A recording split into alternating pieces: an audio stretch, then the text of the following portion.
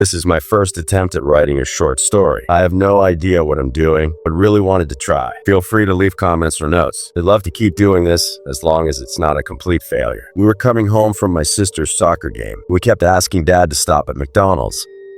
He gave us the typical, "We have food at home, and money doesn't grow on trees" talk.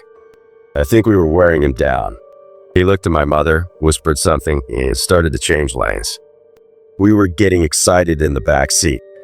Our house was only a mile or so down the road, and my dad was leaving the normal route. We knew not to keep asking at this point. Dad loved little surprises, little deceptions. Like when he told me we needed to stop at the bank after school, and instead he brought me to get ice cream. Or the time he woke us up early on a Saturday for a doctor's appointment, only to bring us mini golfing into the arcade. Mom secretly loved when he did this. She loved how far he would go to surprise us, even if it was just a Happy Meal. The arrow turned green and Dad started driving again. I was too busy thinking about what toy would come with my meal. I didn't see anything.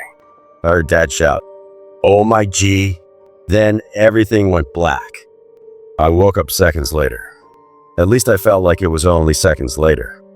I wasn't in the car anymore. My vision was fuzzy. The lights were so bright. It felt like I was staring at the sun. I just wanted to wipe the sleep from my eyes, but my body felt like it was 1,000 pounds. I started to feel panicked. I heard a voice say, "Hey buddy, it's okay. Easy now." I looked in the direction of the voice. It was a lady.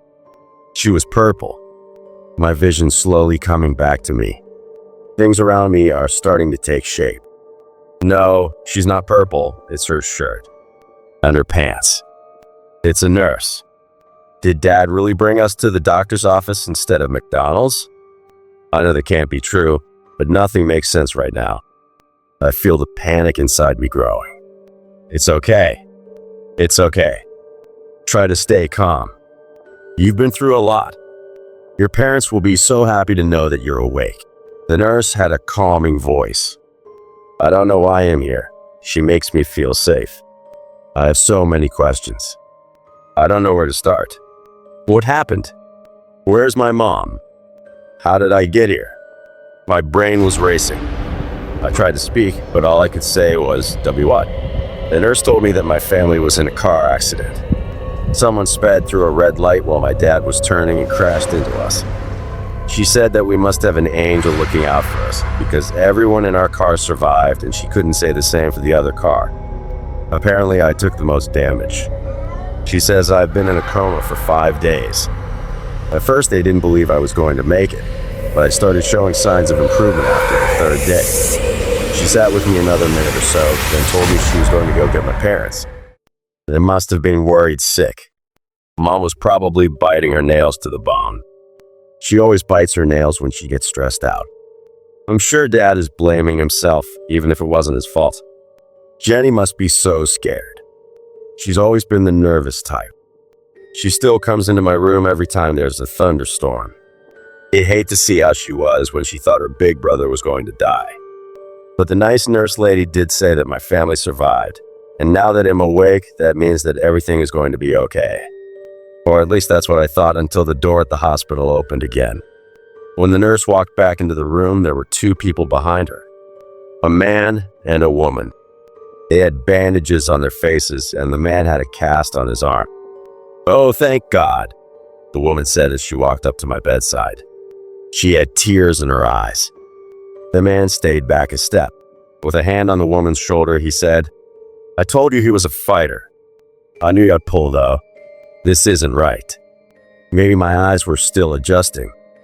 No, it can't be. That doesn't sound like them either. The woman leans in to hug me, and I flinch. There must be a mistake. I don't know these people. Where are my parents? "Don't be silly," the woman says while wiping the tears away from her face. "It's me, baby. It's Mom.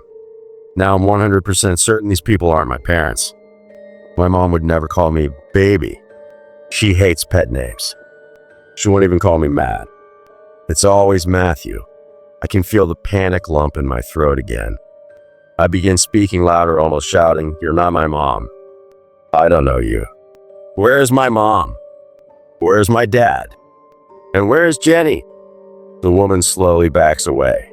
Turning her head, she looks over to the nurse. Is he okay? Her voice is trembling. He doesn't recognize me? The nurse steps forward. After severe trauma, sometimes people can suffer short-term memory loss. He may be disoriented and needs some time to get his bearings. I started shouting louder, almost screaming. I know who my parents are. They are not my parents. I pointed directly at the pair to emphasize my point. And where's my sister? Where's Jenny? Sweetie, who's Jenny? You don't have a sister? The woman said in hysterics. Nurse, you have to do something. There must be some kind of brain damage, sweetie? Again, my mother would scoff if she heard someone call me sweetie. My fight or flight senses are kicking in. My panic turns to rage. I start thrashing in my bed, trying to find the strength to stand up and leave this nightmare. I'm connected to too many wires and machines. I don't even know where to begin. The man is holding on to the woman in the corner. She's still crying, but I can't be bothered by it. The nurse rushes over to the bed. She's trying to calm me down, but it's no use. She hits a button in the side of the bed. In seconds, the man and woman are pushed out of the way by a group of nurses trying to restrain me. They're holding on to me and trying to keep me from hurting myself. Once they realized that I wouldn't calm down on my own, the nice nurse lady said, "We're going to have to sedate him." One of the other nurses rushed out and back with a small bottle and a syringe. They held down my leg and stuck me, injecting the fluid into me. It was warm. My arms started feeling heavy again. I was lacking the ability to speak, to fight back. Before I lose consciousness, I look to my side and see the man and woman again. They're standing in the doorway. The last thing I remember seeing before everything went black was the woman's face. She was staring at me. She said nothing, but her mouth was wide. She was smiling.